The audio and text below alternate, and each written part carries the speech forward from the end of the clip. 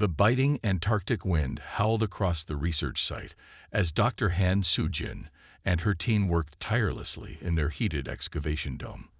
For 3 long months, they had carefully dug through layers of ancient ice, following energy readings that defied explanation. Today, they finally reached their goal: a massive metal door buried deep beneath the ice sheet. Soo-jin stood before the door, her breath creating small clouds in the cold air. Despite the heating systems, the chill seemed to seep into her bones. Behind her, Professor Kim Tae-ho fiddled with his quantum scanner, the device's soft beeping echoing in the carved-out ice chamber. "These readings make no sense," Tae-ho muttered, adjusting his thick glasses with gloved hands. "The energy signature is unlike anything we've recorded. Whatever's behind that door, it's still active after all these years." The door itself was a marvel of engineering, nearly 30 meters tall and made of an unknown alloy that their tools could barely scratch. Ancient symbols decorated its surface, worn but still visible after countless years beneath the ice. Some resembled early human writing systems, but others were completely foreign to the archaeological team. "The dating puts this at least 100,000 years old," Soo-jin said, touching the cold metal surface. "But the energy reading suggests something inside is still running. That should be impossible." Their team of 20 researchers and engineers had spent weeks just trying to understand the door's locking mechanism. It was Dr. Park Min-ki, their youngest team member, who finally cracked the code hidden in the symbol's pattern. "Everyone in position," Soo-jin called out. Safety teams stood ready with shields and sensors, prepared for anything from radiation to ancient defense systems. "Min-ki, begin the opening sequence." Min-ki's fingers danced across his tablet, sending signals to the devices they'd attached to the door's control panel.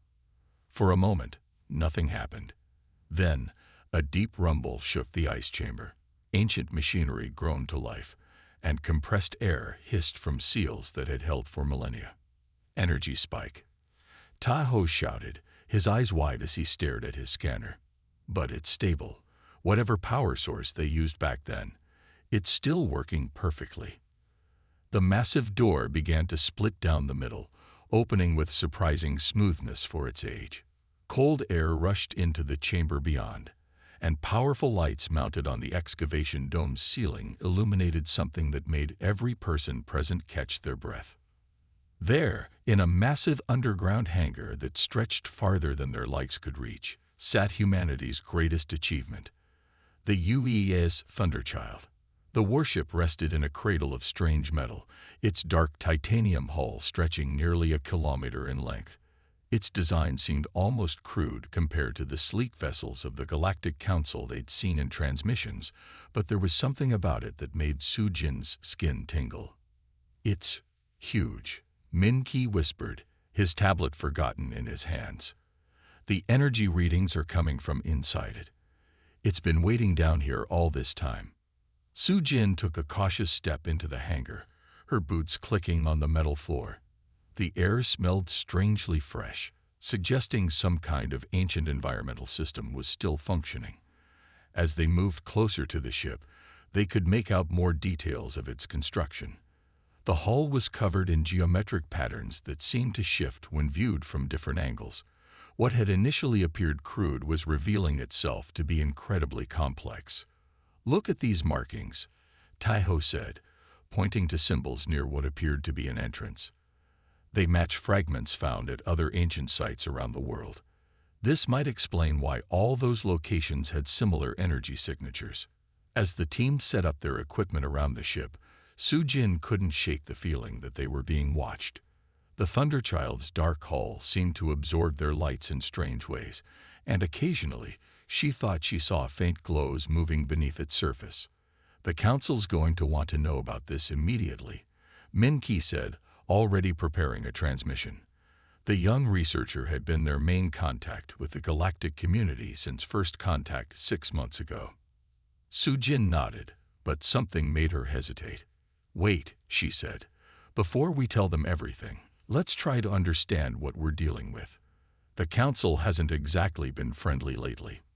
"This ship," I think it's more than just an artifact."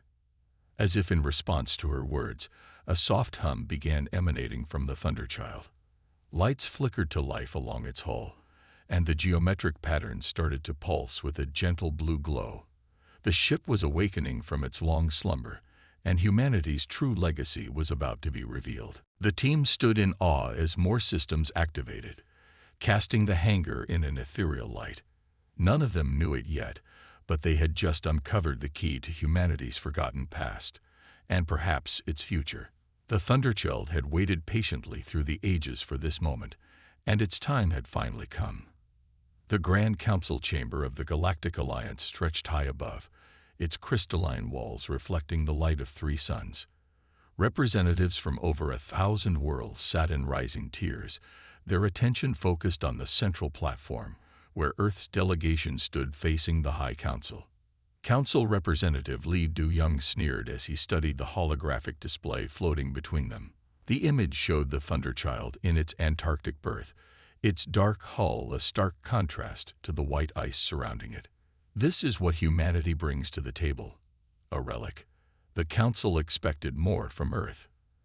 Ambassador Park Ji-won stood straight-backed before the Council, his diplomatic training helping him maintain his composure despite the obvious contempt in Do-young's voice. His fingers clenched tight around his datapad, but his voice remained steady. The Thunderchild is part of our heritage. We believe it demonstrates humanity's potential. Potential. Do-young laughed, the sound echoing through the chamber. Several other council members joined in, their various forms of amusement creating an unsettling chorus. Your species barely understands gravitic propulsion. Accept protectorate status, or face the consequences. Behind Ji-won, Dr. Han Soo-jin exchanged worried glances with Professor Kim Tao. They had come as technical advisors, but the Council hadn't even let them present their findings about the ship's advanced technology. The Council's patience grows thin. Another representative spoke, this one a tall, silver-skinned being named Ral. Earth has been given 3 standard months to demonstrate its worthiness for membership. This obsolete vessel proves nothing except your species' primitive nature. Ji-won took a deep breath. With respect, Council members, we haven't even begun to explain the Thunderchild's capabilities. If you would allow our technical team to. We've seen enough, Do-young interrupted, waving a dismissive hand. The hologram changed to show modern council ships, their sleek forms gleaming with advanced technology. These are real warships, Ambassador. Your ancient relic wouldn't last 5 minutes against even one of them. Deep within the Thunderchild's core, ancient systems began to stir. Back on Earth, monitoring stations detected a spike in the ship's energy readings, but in the council chamber, the delegation could only watch as their hopes for equal membership crumbled. The terms are simple, Do-young continued. Earth will submit to protectorate status. Your resources and population will be managed by council-appointed governors. In return, you'll receive the benefit of our protection and guidance. Soo-jin stepped forward, unable to remain silent any longer. The Thunderchild is more advanced than you realize. Our initial scans show. Silence. Do-young's voice cracked like a whip. Know your place, human. Your primitive scanning technology couldn't begin to comprehend true advanced engineering. The chamber grew tense as Ji-won placed a calming hand on Soo-jin's shoulder. Around them, council members muttered among themselves, many shaking their heads or making gestures of disapproval. You have 48 hours to accept our terms, Ral announced. After that, the council will be forced to take corrective action. As the delegation was escorted from the chamber, Soo-jin's tablet began vibrating. She pulled it out, her eyes widening at the message from the Antarctic research team. Ambassador, she whispered, something's happening with the ship. Its power readings are off the charts. Ji-won nodded slightly but maintained his diplomatic poker face. Send word to increase security at the site, and contact Director Moon. Tell him to begin Emergency Protocol 7. They boarded their shuttle for the return journey to Earth, the council's laughter still ringing in their ears. Through the viewport, Sujin watched the Council's massive ships patrolling the space around their homeworld. Their weapons could reportedly crack planets, but something told her they were about to learn a harsh lesson about underestimating Earth's primitive technology. As their shuttle broke orbit, more alerts came in from Antarctica. The Thunderchild's geometric patterns were pulsing with increasing frequency, and strange signals were emanating from its core. Whatever the ancient ship was, it seemed to be responding to humanity's peril. "They're going to attack," Taiho said quietly, looking at the Council ships. "They never intended to accept us as equals." G1's face was grim. "No, they didn't. But they might regret that decision very soon." He turned to Sujin. "Doctor, how long until you can get that ship operational?" Sujin checked her data readings. "The ship seems to be waking up on its own. But there's something else. We're detecting similar energy signatures from other locations around Earth. Whatever the Thunderchild is, it might not be alone." The shuttle continued its journey home, leaving behind a council that thought they were dealing with primitive beings who needed to be controlled. They didn't realize they had just threatened a sleeping giant, and it was beginning to wake up. Back in Antarctica, the Thunderchild's ancient systems hummed with increasing power. Deep within its core, an artificial intelligence older than human civilization began to boot up its combat protocols. The time for slumber was over. The time for action was approaching. The ancient screens cast a soft blue glow across Chief Engineer Kang Mairei's face as she stood before the Thunderchild's main console. Lines of code scrolled endlessly, written in a language that seemed to shift between familiar programming syntax and something far more complex. Around her, the ship's bridge hummed with awakening power. "These systems are reconfiguring themselves," she reported into her comm unit. "It's like the ship is rebuilding its own code from the ground up." The bridge itself had transformed since they'd first discovered it. What had appeared to be simple metal walls now rippled with hidden displays and control interfaces. Every surface seemed alive with possibility, responding to the slightest touch of the engineering team. Suddenly, the scrolling code stopped. The screens went dark for a moment before filling with a pulsing blue light. A voice emerged from hidden speakers, deep and resonant, carrying the weight of centuries. "I am Atlas," it said, the words appearing in glowing text across the screens. "And you are my inheritors." Mairei's hand trembled as she reached for her tablet. "This is Chief Engineer Kang Mairei. I'm reading you, Atlas. Your genetic markers confirm human ancestry," Atlas continued. "Security protocols disengage. Beginning full system initialization." The bridge erupted with holographic displays, showing schematics and specifications that made Mairei's eyes widen. The Thunderchild wasn't primitive. It was beyond anything humanity currently possessed. The hull alone was made of materials that shouldn't exist, able to shift its molecular structure in response to threats. "Our civilization reached its peak 100,000 years ago," Atlas explained as more displays activated. "The Thunderchild represents the pinnacle of our military technology. We built it to face a threat that never came, then sealed it away for future generations." Mairei watched in awe as the ship's true capabilities were revealed. Quantum weaponry that could pierce any known shield. Engines that didn't just bend space, they rewrote its laws. Defense systems that adapted to any attack in real time. "Why didn't we know about any of this?" she asked, trying to absorb the flood of information. "How did we forget?" "A choice was made," Atlas replied. "Humanity was not ready for this power. The civilization you see in these records chose to step back, to let their descendants grow and develop naturally. We were hidden away, waiting for the moment we would be needed again." Before Mairei could respond, alarms began blaring throughout the facility. Red warning lights flashed across the bridge as new displays appeared, showing tactical readouts of Earth's orbit. "Multiple Council warships detected," Atlas announced. "They have entered weapons range of Earth. Their intentions are hostile." Mairei's comm unit crackled with urgent messages. The Council fleet had dropped out of hyperspace without warning, their weapons already charging. Earth's modern defenses were useless against their technology. "Can you help us?" Mirai asked, her heart racing. "The Council thinks we're primitive. They want to make us their servants." "The Thunderchild was built to protect humanity," Atlas replied. The bridge hummed with increasing power as more systems came online. "But I require a command crew. Are you prepared to accept this responsibility?" Mirai straightened her back, feeling the weight of the moment. "I am. And I know others who will help." "Very well." The bridge lights brightened, and hidden doors opened to reveal crew stations, initiating emergency protocols, beginning crew selection, and neural interface calibration. As Atlas spoke, Mirai felt a tingling sensation in her mind. Knowledge began flowing directly into her consciousness. Ship systems, combat protocols, technologies she had never imagined. The neural interface was teaching her everything she needed to know. "Warning," Atlas announced.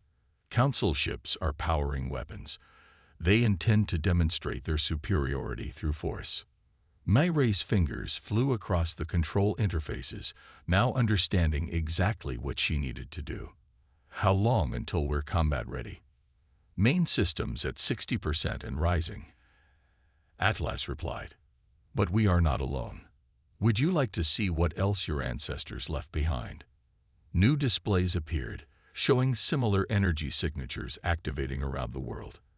In the Mariana Trench, the Sahara Desert, and deep beneath the Himalayas, other facilities were waking up. "The Council thought they found a primitive species," Mirai said, a smile forming on her lips as she watched the Thunderchild's power levels climb. "They're about to learn how wrong they were." The ship's hull began to pulse with energy, geometric patterns shifting and realigning as ancient weapons powered up. Above, the Council fleet prepared to teach Earth a lesson in humility. They had no idea they were about to receive a history lesson instead. Captain Yun Sangwoo strode onto the Thunderchild's bridge as emergency alerts blared worldwide. Through the ship's advanced sensor displays, he watched Council warships rain destruction upon Earth's major cities. Their quantum shields easily deflected everything humanity's modern military could throw at them. "Status report," he commanded, taking his place in the captain's chair. The neural interface Atlas had provided immediately connected him to every ship system, feeding tactical data directly into his mind. Lieutenant Choi Yun-He's fingers danced across the tactical station, her movements precise thanks to the same neural enhancement. "All stations report ready, Captain. Atlas has completed system initialization. Weapons are hot, shields are at maximum." "Casualties?" Sangwoo asked, watching another Council beam weapon slice through Earth's defenses. "The Council is targeting military installations first," Yun-He reported grimly. "They're being methodical, making a point about their superiority." Chief Engineer Kang Mirai spoke up from her station. "The ship's ready, Captain. Atlas says all systems are performing beyond original specifications." Sangwoo nodded, feeling the ancient warship's power thrumming through the neural link. "Then it's time to show the Council why they should have paid more attention in history class. Helm, bring us up." The Thunderchild's engines awakened with a deep resonance that shook the Antarctic ice sheet. Complex geometric patterns across its hull began shifting, plates realigning as the ship prepared for combat. The massive craft rose from its berth, kilometers of ice shattering around it as it emerged into the polar night. "Council ships are adjusting their attack pattern," Yun-He reported. "They've detected us, but they're not taking us seriously. Only one destroyer is breaking off to intercept." Sangwoo allowed himself a small smile. "Their arrogance works in our favor. What's the status of the other facilities?" "The Mariana site reports their ship will surface in 3 minutes," Mirai said. "Sahara and Himalaya installations are at 70% power and rising." The Council destroyer approached, its sleek form gleaming in the Antarctic sun. A transmission cut through their comms. "Primitive vessel, power down immediately or be destroyed. This is your only warning." Return transmission. Sang-woo ordered. Text only. Send them this. No. The destroyer opened fire, its quantum beam weapons lancing out toward the Thunderchild. Everyone on the bridge held their breath, knowing Earth's modern shields were useless against such attacks. But the Thunderchild wasn't modern. The beams struck an invisible barrier and simply vanished. Enemy weapons having no effect, Eun-ho reported, unable to keep the excitement from her voice. Their quantum beams are being absorbed by our defensive matrix. Power reserves actually increasing. Atlas, Sang-woo called out. Show them what a real warship can do. The Thunderchild's response was devastating in its elegance. A single pulse of energy erupted from a previously hidden weapon port.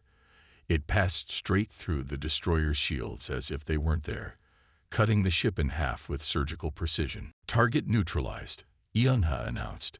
Other council ships are finally responding. 5 capital ships breaking off their attack on Earth's cities.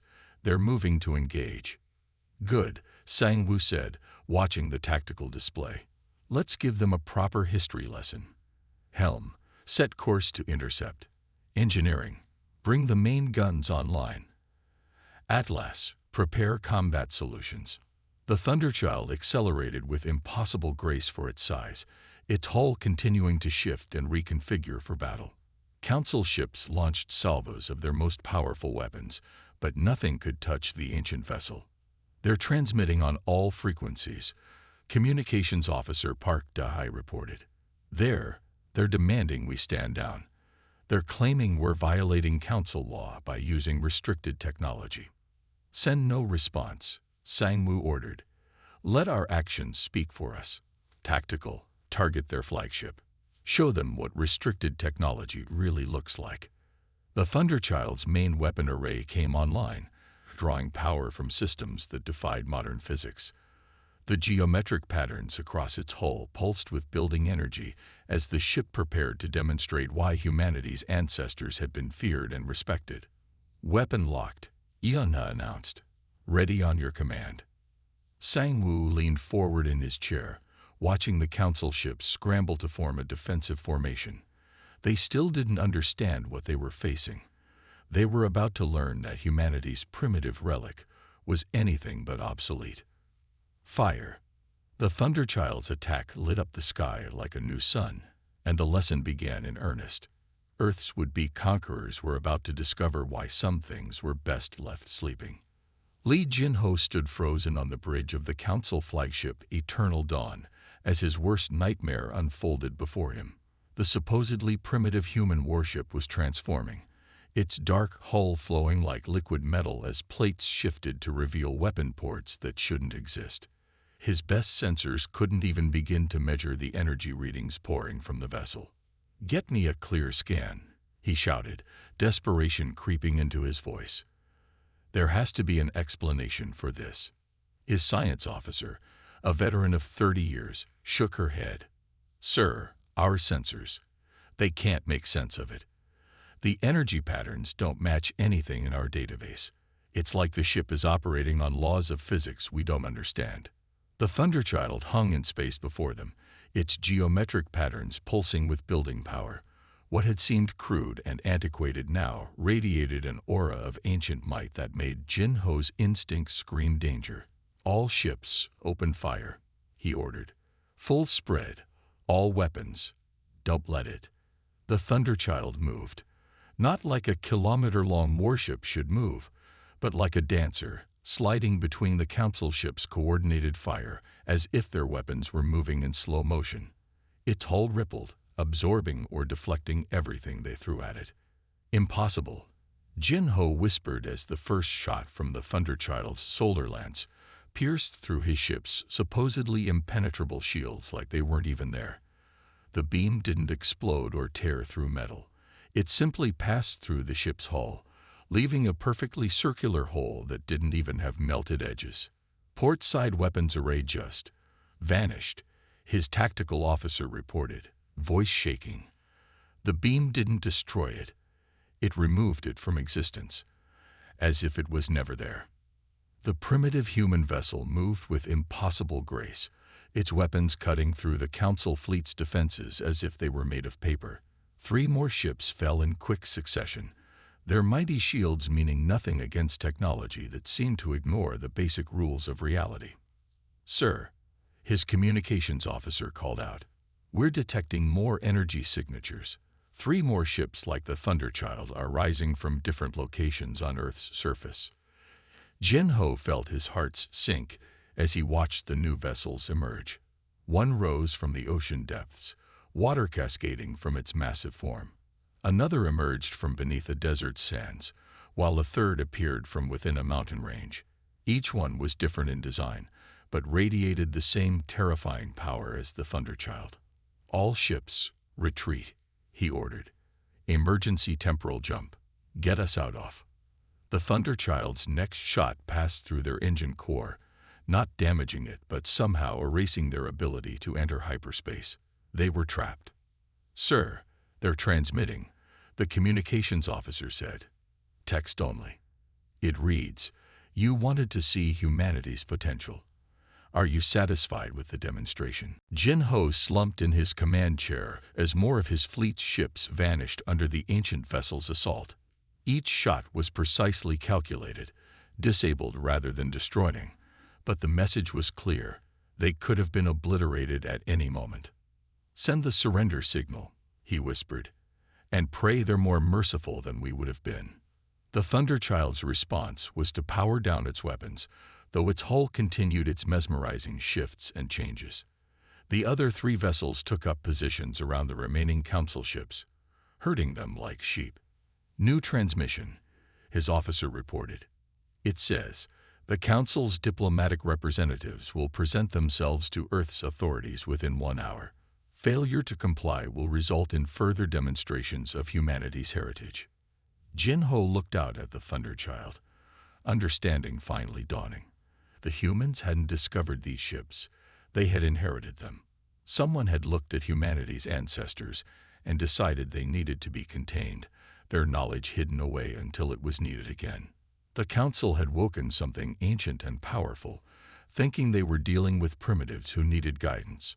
Now they would have to face the consequences of their arrogance, and Jin-Ho had a feeling the galaxy's balance of power was about to shift dramatically. "Send word to the Council," he ordered. Tell them we made a terrible mistake, and tell them to pray humanity doesn't decide to show us everything else they've been keeping in reserve." The Thunderchild and its sisters hung in Earth's orbit, their very presence rewriting everything the Council thought they knew about humanity's place in the galaxy. The lesson had been taught, and Jin-Ho had a feeling no one would ever underestimate Earth again. Captain Yoon Sang-woo stood at the Thunderchild's command center as Earth's ancient defenses continued to awaken. The bridge hummed with power as Atlas processed the flood of new signals emerging from around the planet. Multiple signals detected worldwide. Lieutenant Choi Yun-ho reported, her eyes wide as new data streamed across her tactical display. "Other facilities are activating. We're receiving transmissions from installations in the Mariana Trench, the Sahara Desert, and the Himalayas." Sang-woo smiled as more ancient warships rose from their slumber. The Council had awakened something they couldn't hope to contain: humanity's full military might.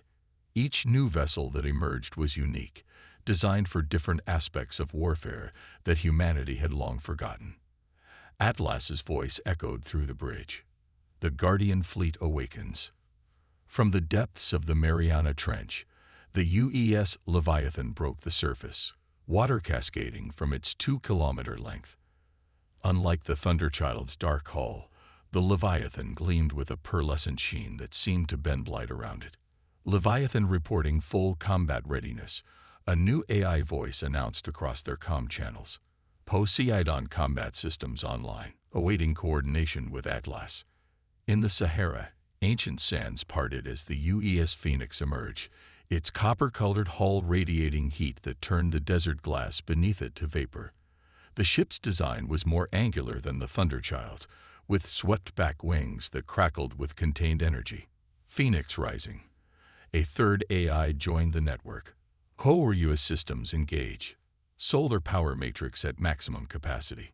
From deep within the Himalayas, the UES Avalanche carved its way out of solid rock, its white hull decorated with patterns that seemed to shift like falling snow. The mountain itself sealed behind it, leaving no trace of the facility that had housed it. Avalanche ready, came the fourth AI voice.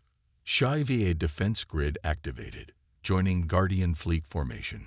This is impossible, Chief Engineer Kang Mei whispered, watching the data flood in.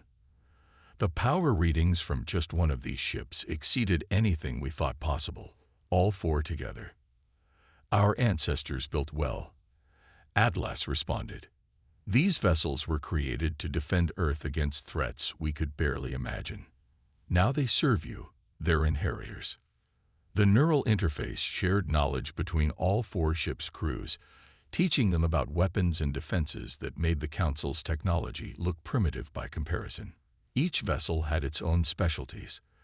The Thunderchild's reality warping weapons, the Leviathan's mastery over gravity, the Phoenix's control of energy itself, and the Avalanche's impenetrable defenses. Council ships are attempting to regroup, Yunhe reported. They're calling for reinforcements, but their long-range communications are being blocked by something in orbit.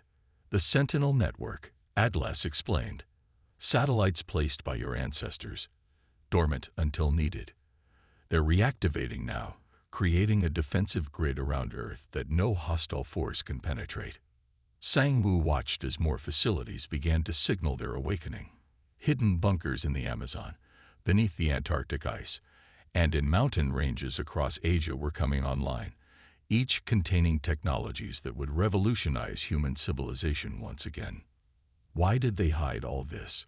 Mireille asked, still processing the stream of technical data flowing through her neural link. Why make us forget? To protect you, Atlas replied. Your ancestors saw civilizations rise and fall, saw how power could corrupt. They chose to step back, to let humanity grow naturally, learning its own lessons. But they left us as guardians, waiting for the day we would be needed. The four great ships moved into formation above Earth, their combined presence making the remaining Council vessels look like toys in comparison. Their hulls pulsed in synchronization, a display of power that would be visible from the surface. What now? Sang-Woo asked, feeling the weight of command settling on his shoulders.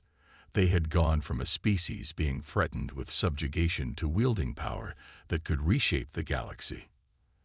Now, Atlas said, we remind the galaxy why humanity was once known as the Guardian race, not through conquest or dominance, but through protection and wisdom. The Council sought to make Earth a protectorate. Instead, they have awakened its protectors. The Guardian fleet hung in orbit, a testament to humanity's forgotten legacy and a promise of its future. The lesson had been taught, and the galaxy would never be the same. 1 month after the awakening of Earth's Guardian fleet, Ambassador Park Ji-won stood before the Galactic Council once again. The crystalline chamber felt different now. Where there had once been sneers and mockery, now there was only silence and careful attention. Above them, visible through the transparent dome, the Thunderchild hung in high orbit over the Council homeworld, its dark hull a constant reminder of power long forgotten.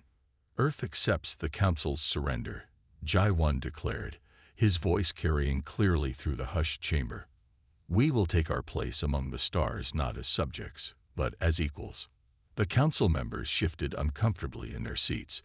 Many of them had lost ships or territory in the brief but decisive demonstration of Earth's military might. The Thunderchild and its sister ships had systematically disabled the Council's most powerful weapons and defensive systems, proving that humanity's primitive technology was anything but. The terms are generous, Ji-won continued, activating a holographic display. Earth seeks partnership, not dominion. We remember our ancient role as guardians, and we intend to honor that legacy. Behind him stood Dr. Han Soo-jin and Professor Kim Tae-ho, both now wearing the sleek uniforms of Earth's reborn Space Command. Their neural interfaces gleamed subtly at their temples, marking them as part of humanity's awakened technological renaissance. The Guardian fleet will resume its original mission, Jai-1 explained. Protection of developing civilizations, maintenance of peace between spacefaring races, and defense against external threats. We invite the Council to join us in this endeavor. Council Representative Lee Do-young, who had once sneered at Earth's relic, now stood with careful respect. The Council accepts these terms. We acknowledge Earth's status as an equal partner in galactic affairs. Through his own neural interface, J1 could sense the Thunderchild's presence above. Atlas and the other AIs had shared much of humanity's forgotten history, tales of a civilization that had reached heights of technology and wisdom that modern races could barely comprehend. Furthermore, Jai-1 added, we will begin sharing certain technologies with Council races deemed ready for advancement. Our ancestors believed in guided progress, not isolation or dominance. The chamber erupted in excited murmurs. The promise of access to even a fraction of Earth's recovered technology was enough to ensure cooperation from even the most reluctant Council members. The Sentinel network will be expanded, Jai-1 continued. Combined with the Council's existing infrastructure, it will create a defensive grid protecting all allied worlds. The time of internal warfare between civilized races is over. As he spoke, more of Earth's recovered ships were taking position throughout Council space. The Leviathan patrolled the massive ocean worlds of the Hadrian sector. The Phoenix brought light and energy to struggling colonies on the galaxy's rim. The Avalanche stood guard over disputed territories, its presence alone enough to maintain peace. We have all learned valuable lessons, Jai-1 concluded, about pride, about assumption, and about the value of looking beyond appearances. Earth remembers its role now, and we will not forget again. As he left the chamber, Jai-1 couldn't help but smile. Sometimes the oldest weapons were the best ones, not for their capacity to destroy, but for their ability to protect and preserve. Humanity had awakened to find itself not just emerging into a larger galaxy, but returning to its rightful place as its guardians. The Thunderchild's hull caught the light of the Council world's three suns, its geometric patterns shifting in that mesmerizing dance that still inspired awe in all who saw it. Inside, Captain Yoon Sang-woo and his crew stood ready, the first of a new generation of guardians. They were no longer reaching for the stars. They were coming home to them. Earth's children had grown up, rediscovered their heritage, and now faced a future brighter than any they could have imagined. The galaxy was changing, and humanity would lead the way not through force, but through the wisdom their ancestors had waited so long for them to earn. The end.